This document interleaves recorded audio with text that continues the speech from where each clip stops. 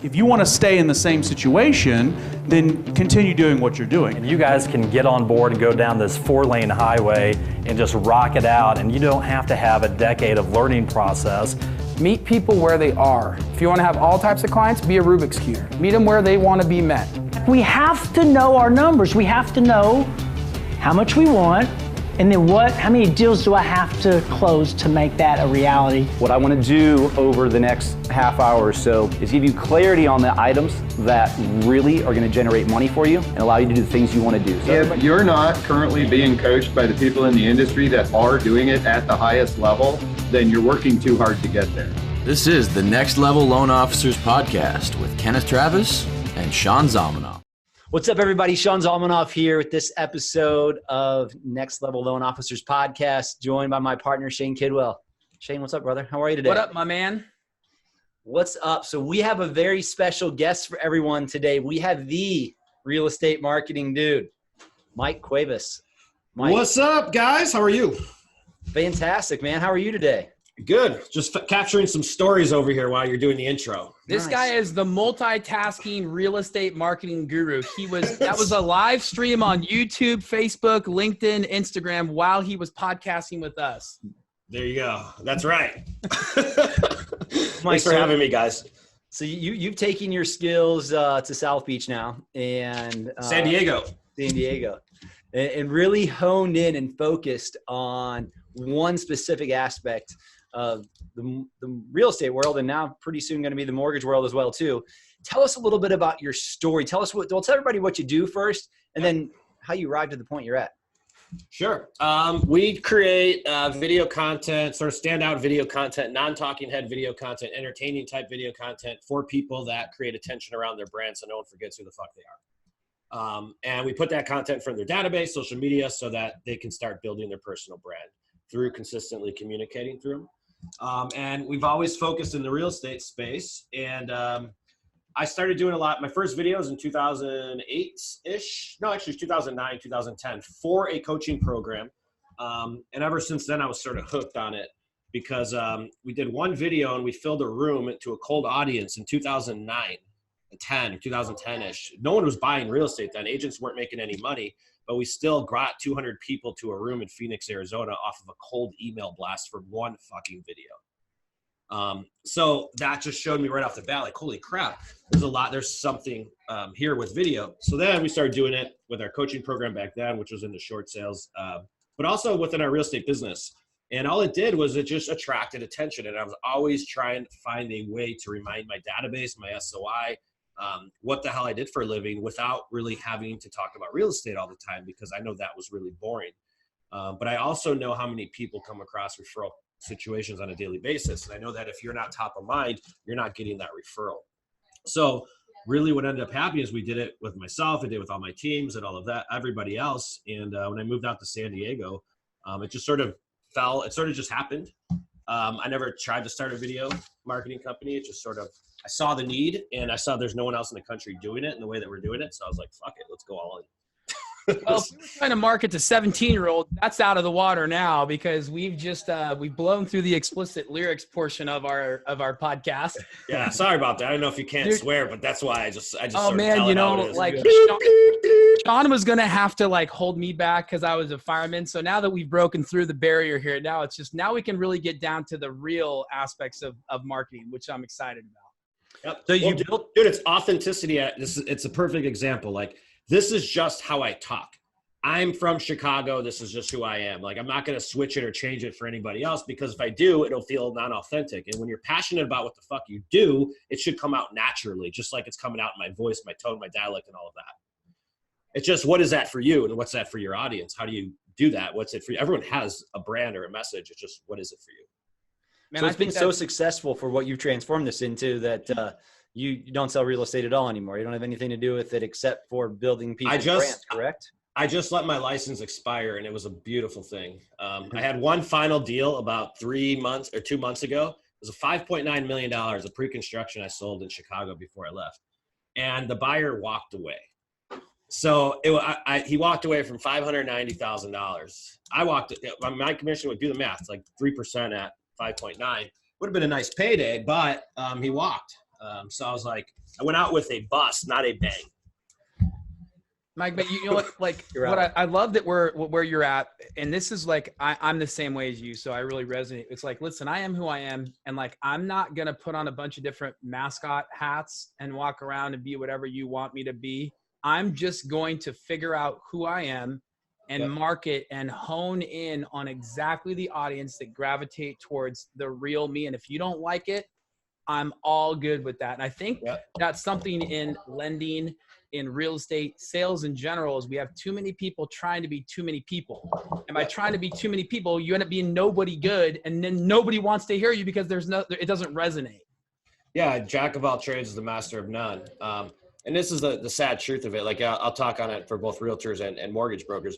Realtors try to be the jack of all trades and target an audience of 100,000 people. But the truth is they can only take on fucking 2 more clients. And they're like, what the hell are you doing? You're doing it all backwards. I believe that if you just niche down and truly who you truly are, and real estate is one of the few industries, mortgage, real estate, that everyone's a client. It's not like we're a financial planner where some people buy 401ks or invest in this in stocks and all this shit. And some people might invest. No, everyone has a roof. That means everyone's living somewhere. It's not a matter of if they're going to move. It's a matter of when. Statistically, that's 5 to 7, 8, 9 years, depending on where you're at in the country. So when you build that audience of people who know who you are, it's a numbers game. It's a popularity contest. But you can't do that authentically. You can't build an audience. You can't build a brand when you're pretending to be someone you're not. And that's what happens with most agents and lenders. And if you don't believe me, guys, that you're listening to this on your treadmill, or wherever the fuck you're at, this is what the truth is that the last 10 clients or 10 loans that you've closed, you realize that you've probably either got those from a referral from a realtor, or they came directly from your SOI. Regardless if they came from the realtor or the SOI, all of those referrals and all that business would be people you'd have a beer with. And that's because you attract like people. We all do.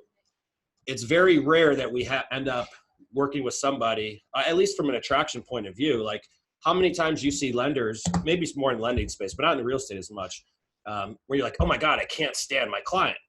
It's a lot. You don't see it as frequently as that. It's because people choose us. We don't choose them.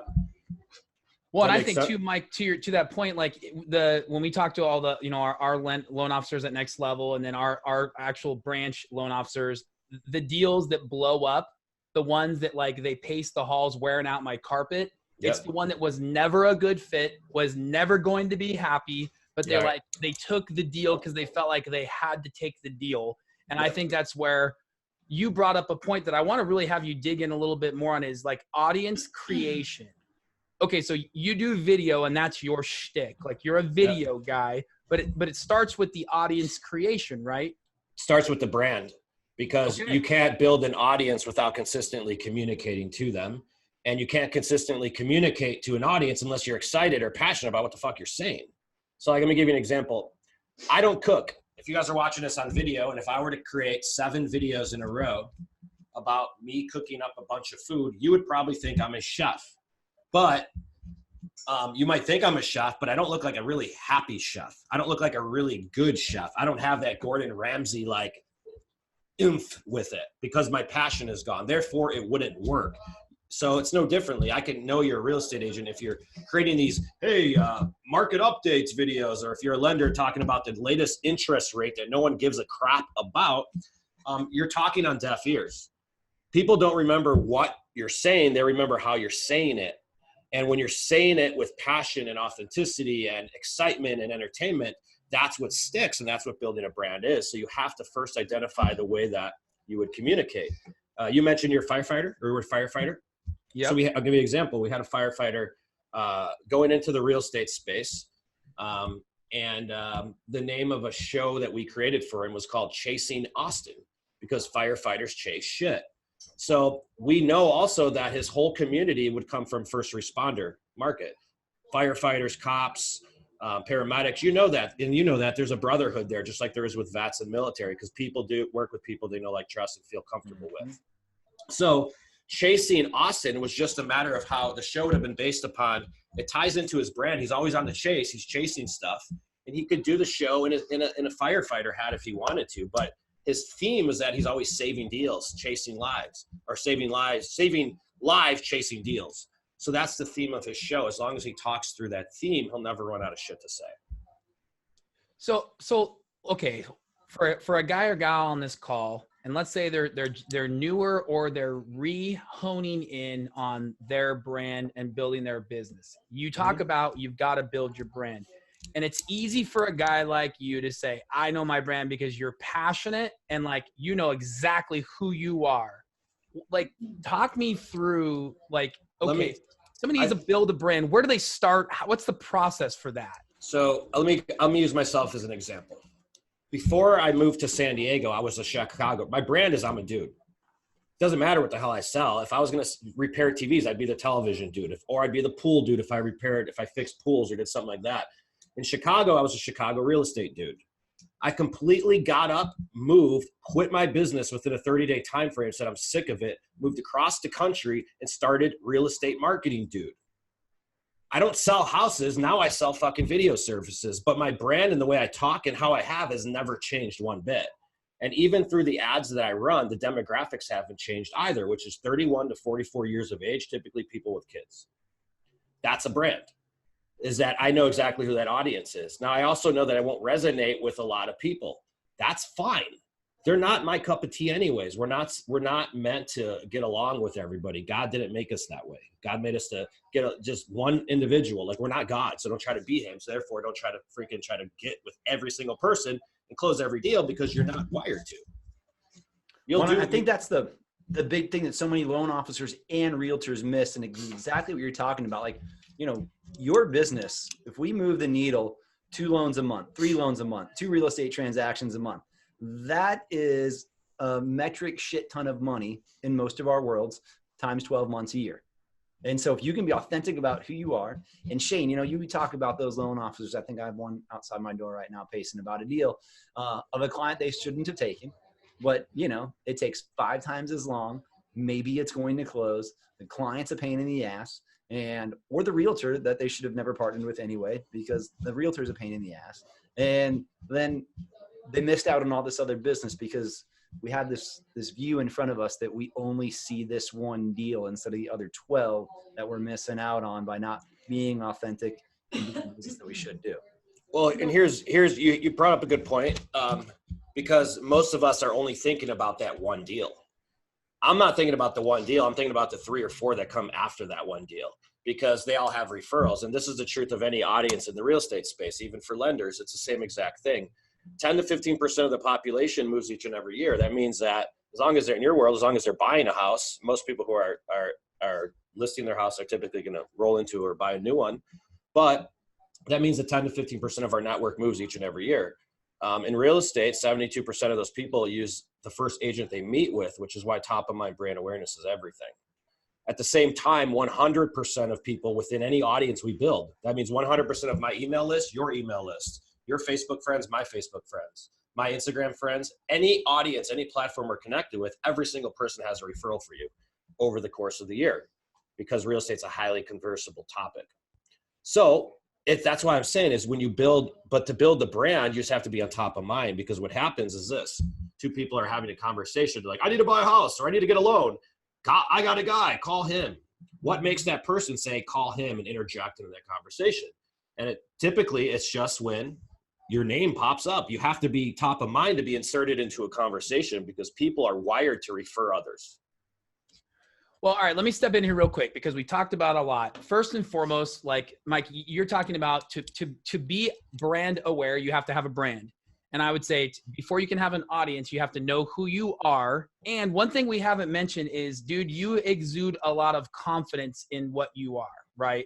Mm-hmm. Like you would say, I don't really give a shit if you don't like me. I am who I am. I'm a Chicago boy. This is who I am. I know I'll get 3 more deals. I know if I do this and it's so. Brand is one thing. Confidence in the brand is another. So that you build confidence through going after a brand that's authentic. Fake brands have no confidence because you know it's fake. You're a charlatan. So for those of you listening or watching this, you're like, where do I begin? It's understand who you are. What's your passion? Be confident about it and start to build that brand. Then we got to go to this audience and be brand aware, top of mind. Yep. Okay. So let's go through some examples. Perfect. Want to do like a live example? Yeah, I love it. All right, so let's go through. Let's just go through this. We'll start. There's always two different audiences. Your first audiences is your SOI and the people that you already know, like, and trust you. These are your friends, your family members, your past clients, your classmates, your college, your frat brothers, whatever. Anyone that you know. But audience number 2 is whom your brand would resonate with. So let's just take you, for example, as a firefighter. So your first audience is just gonna be everyone you've met. It's your wedding list. All right. So get your wedding list and create an email list out of that and upload that email list to Facebook as a custom audience and do it, boom, you're done. The second brand though the second audience would be first responders within the geographic zip codes that you work. So Mike, let me break this down for everybody. So in Next Level, we have a language. What you're talking about, SOI, sphere of influence, that's your circle. These are the Correct. people that are in your circle, right? Yeah. So first and foremost, if you like, the first thing you said wasn't the niche, which is the second thing, it's the circle. So your Correct. circle is the number one group you need to market, target, strategically go after. Number Yes. 2 is your niche. Everyone has a niche. Yep. Everyone should be marketing to that niche, right? Yep. Okay, cool. Well, I would say though, in your world though, it's for lenders specifically, your secondary audience is going to be your realtor niche. 100%. And really for us, that circle, we would break that down. It's your real estate agents. Like that's probably, so out of your circle, that's the largest subcategory of your circle. Yep. Real estate agents. Now, and again, if that's not your circle, then don't try to go after it. Like if you just suck working with real estate agents, but you're phenomenal with financial planners, CPAs, because you're really analytical, you're a nerd, don't try to go after these outgoing, larger than life agents because you're never going to attract. Yeah. It will never work. Yeah, you should just be the mortgage nerd and wear glasses and just be a nerd everywhere and be really nerdy with your calculator and your pencil in your pocket here and be nerdy about loans. Yeah. So guys and people are gals gonna listening to remember this call, like we're building out your circle. That's the first audience you target. Within your circle, you want to find that top group that you're going to get the highest the highest ROI on, return on investment. You always go there first because you never pick up a quarter if you can pick up 100. Pick up the 100, get your hundreds before you go after the quarters, that low hanging fruit. And for most, that's going to be real estate agents. If that's not your niche, if that's not your group, don't go after them. Yep. Cool. Exactly. Okay. So I'll just touch on one thing. Just to identify your brand it's a spitting image of you. Okay. So let me just explain it from Nike's point of view on what they do. Nike doesn't showcase their products or services in any of their stuff, do they? No, they showcase the people that wear their stuff. Yeah, they put their logo next to Michael Jordan or Tiger Woods and all of that. And it really is the exact same thing. So look at like who you hang out with. If you're a mom, then sorry, and that's all you do it's what you do on the weekends. Like right now, I'm a dad. That's a dude. I go out and do fun shit with my kids. And it's just how I am. I like beer. I'm a dude. It's just what I would do. So what does a dude do on the weekends? Whatever a dude does. What does a mom do on the weekends? What does a dad do on the weekends? I see veterans a lot of times. So I'll give you an example of a whole media series. We have a guy who's a veteran. 95% of his business comes from vets. So the name of his media series is called San Diego Salute. San Diego Salute creates business owner interviews on veteran-owned businesses or businesses that give back to the veteran community. San Diego Salute also creates neighborhood tours on neighborhoods near base. So when you know who your audience is, you create media that speaks right to them. And it's really just a spitting image of what you're doing because you're marketing yourself. That was a great line. When you know who your audience is, you create media. Say that again. You create content and media to speak right to them. You create media. I'm not creating videos to generate leads. I'm creating videos to generate the attention to create an audience. Because within that audience, those same statistics are true, 10 to 15%. And if you guys don't believe me, there's a lender in your market right now that you can't stand. We all have it. There's someone out there that you're like, this fucking guy, right? You want to throw him through the window. But you know what? And you're like, how's that lender the top lender in my market? He's just more popular than you. That's all it is. And it goes for realtors too. He knows more people than you do. He's built a better brand than you have. Well, he or she is the digital mayor. And at the end of the day, the problem is we have shiny object syndrome. Like what we do is I go, man, I'm a fireman. I'm going to start building the firefighter brand. Then 3 days later, Sean goes, check out this new tool that works with single moms who are going through divorces, and I'm doing divorce.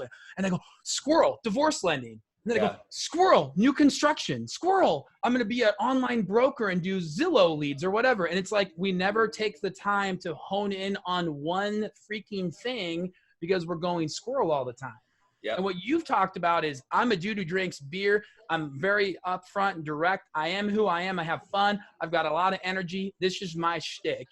I'm a veteran. This is my shtick. I'm a fireman. This is my shtick. And like, don't hide from that. Live into it and embrace it. People, there's nothing to be shy about yourself. And if you're scared to be whom you are, you're in the wrong business because people are hiring you. The brokerage or the whatever you work for, if it's a bank or whatever, that's not what makes you money. You make yourself money because you're the brand. They don't hire your branch. They hire you. That's what it is. So you're saying if you scare away the 70-year-old blue hair realtor, you're okay with that? You're totally fine scaring the 70-year-old blue hair realtor away because she is going to be soon out of business because they're not signing up with us. And they're going to be overwhelmed by the amount of attention. Right now, there's a giant attention grab able to happen in virtually any market that you're in because there's only X amount, if that, people actually really creating media around their brand, and everything will be brand going forward. I'm 100% positive in it. People will be connected to the people or the company they work with, just like I have a remote romantic relationship with Apple. It's the same thing. You have to create a romantic relationship with your database, but you have to create the database first.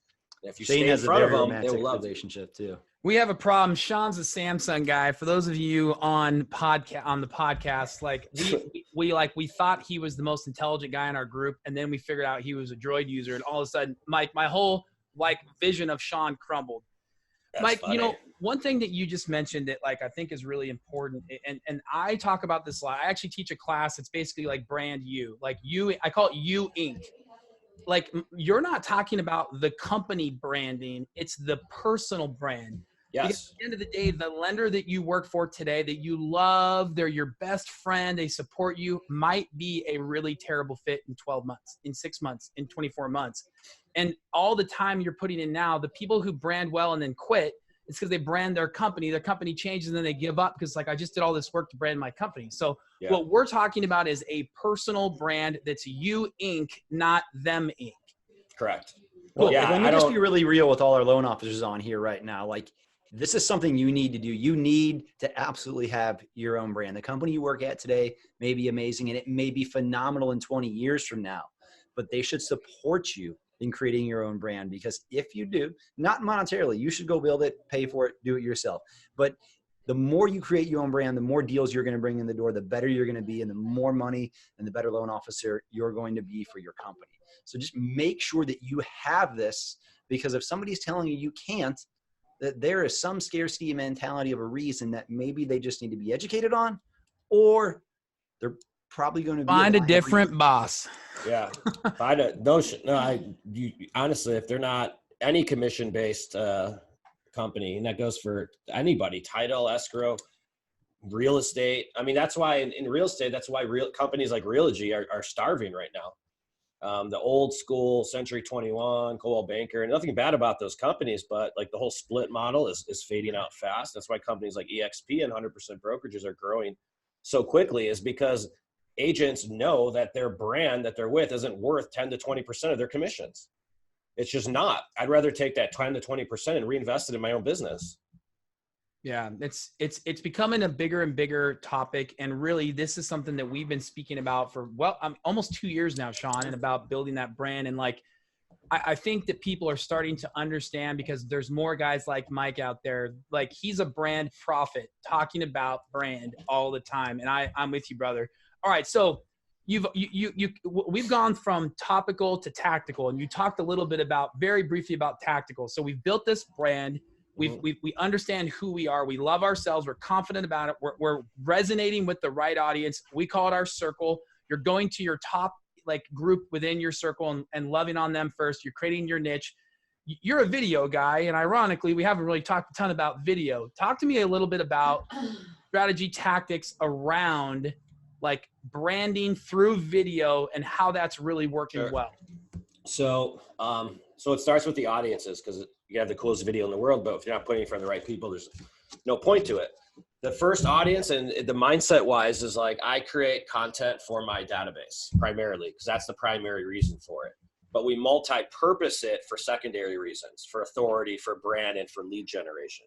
So let's walk through the steps of how that happens. If I'm an agent or lender, I'm probably doing something community videos, because I have to. Community videos are great because they remind people what you do without you having to say it, right? So agents will do business owner interviews. I think lenders, what I like most for lenders is doing case studies of agents who referred them the deal. Therefore, they're giving a live HGTV-like case study, interviewing the client, and creating that media, that content, which is really just a story of their service. That's very consumable. It's very HGTV appropriate.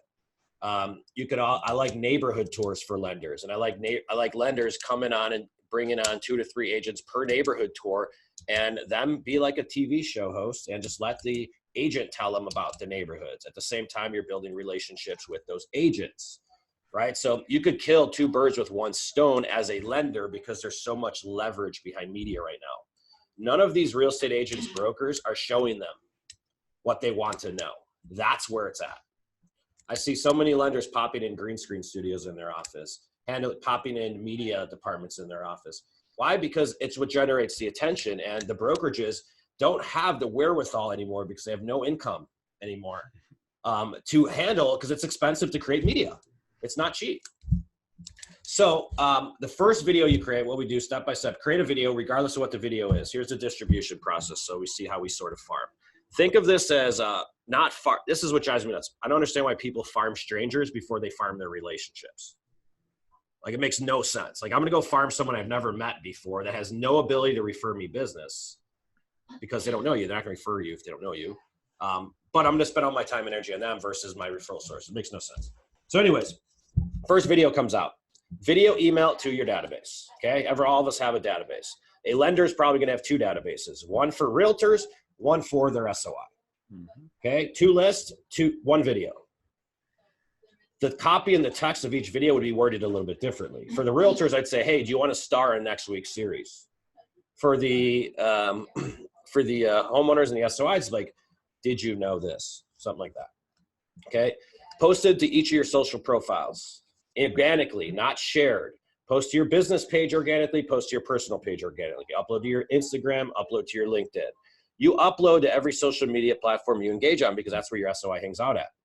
The people you're connected with on SOI, whether it's realtors and friends, they're not strangers, are they? They shouldn't be. They shouldn't be. I mean, so it's like right freaking there in front of us. But again, what are we going to do? We're going to go run Facebook ads to an audience we don't know to generate leads. Third thing we do is post it to your business page, and we boost the post because we upload custom audiences of your database. So for anyone who's listening, if you didn't know this, you could export all of your cell phone contacts out of your phone. You could export all of your email addresses from whatever CRM you have. And I would create 2 lists. I would create 1 list of just realtors, because it's very easy to get all their email and cell phone numbers. Most of you fucking guys already have them because you're stalking them, asking them for coffee meetings. I love that Mike is just like Mike dropping on everybody's 1999 tactics. But you could upload all of them. So you could have 2 lists or 2 digital farms that you would stay in front of. And because we're playing attention, you don't need to get super advanced with this. I'm not talking about creating a Facebook ad funnel or doing all this complicated stuff. We're just saying, don't forget I exist. I'm still here, buddy. I'm still alive. Maybe you want to see this. I can entertain you today. Now we upload to YouTube. And here's what we do secondly with the videos, is that the videos you always want to multi-purpose them. So that's distribution just to your database. We upload to YouTube, and you want to rank it for search. Hyper-local search on YouTube is very easy to rank for if you know how to do a little bit of like what I call like YouTube SEO. But the videos that you'll create is you start building your authority and your YouTube channel out, because the more content you have online, the more your brand and authority grows. We also take that video and put it on a website and write a blog post underneath it. And this is the reason for that. My question to you guys is, have you ever booked a vacation on Travelocity that has bad reviews or no reviews? Never. Nope. Well, people don't really call the realtor or the loan officer that don't have any content about them either. Right. So there's so many different ways you can use content and repurpose it down the road. But who would you hire? The lender that's got a whole blog built out with all these educational tips and videos. He's funny, he's engaging, it's very inviting. Or the boilerplate, welcome to your loan, stuffy interest rate, blah, blah, blah, boring shit. You know what, Mike, let me chime in real quick, because what you just did is you talked about a strategy that has nothing to do with how much experience and volume you previously closed. Zero. And like, I wanted to cut you off because I want to make sure people realize. Go ahead and rewind the last 5 minutes, listen again, and then remind yourself that what Mike said takes no experience in lending. It takes no past closed loans to get to this point. Yep. If you have it, great, but you don't have to. And that's why I think it's like, we always look and I see, I got a guy, I can throw a baseball and hit a dude who closed like 230 million last year in quote unquote personal production. And I'm like, dude, like, how am I supposed to compete with that guy? Well, that guy is not on Facebook more than once a week. I can absolutely compete with the strategies you're talking about. And they're simple, and it's either free or very inexpensive. And here's why. That's a good point. Every year, and this is normal for it to happen. When I was in production, every year I would lose that 1 to 2 deals to little cousin fucking Billy, who just got his license. And I'd be like, this fucking guy doesn't even know what the hell he's doing. What the hell is he doing? You know why? It's because blood is thicker than water. And people, with that alone, just goes to show you, most people believe that lenders, realtors are commodities. They're going to get the same service, whether you go on Lending Tree or whether you go on Zillow right now. It doesn't matter. They don't realize that the consumer population does not realize that it's the individual involvement of the loan officer that really pushes the needle, and the skills and the wherewithal that they have. Right. 100%. So, excuse me. That means that people just, if you say you have a loan or you got your license, that means that, yeah, Grandma Sue will use you because they love you. So yeah, you don't need experience. You need the relationships. As long as you have a Rolodex of relationships, that's all you need to get started. I think in any business, but it will take time to get started. They have to trust you a little bit, or love you a lot. And this has been fantastic, Mike. So if somebody's looking to reach out to you, wants to find a little bit more, bounce something off you, how do they do that? Sure. Thank you. Feel free to go ahead and visit my site, realestatemarketingdude.com. That's realestatemarketingdude.com. There's a ton of content on there, whether it's the podcast, the blog, there's a training course on there. There's a free training course on there. It's all content. But again, my site's is an example of everything we went through today. I just share. I give. And I keep giving content in the form of branding, valuable advice, and I keep them in front of the real estate community. That's how I built my whole brand, by creating consistent content to the same audience over time. Awesome. I love it, man. Well, I appreciate you being on. I appreciate your authenticity. I think in sales, real estate, lending, the more authentic people that we have, the better our industry will do long term. Authenticity cannot be recreated by a robot. And that's what's really, really important about this, is at some level, there will always be authentic salespeople that maybe don't make more dollar per deal, but make more dollar per hour. And that's where the industry is going. So I love it, man. The branding, the awareness, the audience, being you, like this all goes back to you Inc. versus them Inc. What's more important? It's you, and it's being you, and it's broadcasting it to the right people at the right time. Yep. I mean, just taking that step back and looking at fintech coming for us. Like, somebody's trying to make it really, really easy to do the entire real estate transaction on this beautiful Android phone that I have right here. And like, if you can create this brand and you can be the person they think of first instead of that stupid app that they want you to download, you're going to win. So if you want to find out more about Next Level Loan Officers, you want to find out where we're going to be next, you can go to loanofficerevents.com. Find out when we're coming to your neck of the woods. You can also text the word Next Level as one word to 36260 and download our app. You can find this fine podcast and many others, as well as a whole bunch of other free content that we have, because we want to deliver results in advance for you as well. Mike, Shane, gentlemen, I appreciate you. This was a blast. Thanks, guys.